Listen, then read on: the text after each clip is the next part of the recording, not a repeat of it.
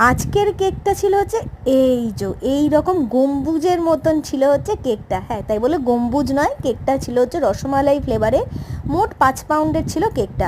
এবার 5 পাউন্ড মানে ওই 2.5 কেজি মতন কেকটা ছিল ওয়েট। এবার হোমমেড কেক সবসময় 2.5 কেজি মানে 2.5 কেজি না, সেটা মানে নেই করে হলো 3 কেজির বেশি তো গেছেই, কারণ প্রচুর ওয়েট ছিল। হোমমেড কেক কিন্তু সবসময় একটুখানি ওয়েটটা বেশিই হয়। এটা ছিল রসমালাই ফ্লেভারে। আর এখন যে ডিজাইনটা করছি, এই ডিজাইনটাই প্রথমবার ট্রাই করলাম, দেখলাম ভালোই লাগলো। একদম মনের মতন কাস্টমার পুরোটা আমার উপর ছেড়ে দিয়েছিল।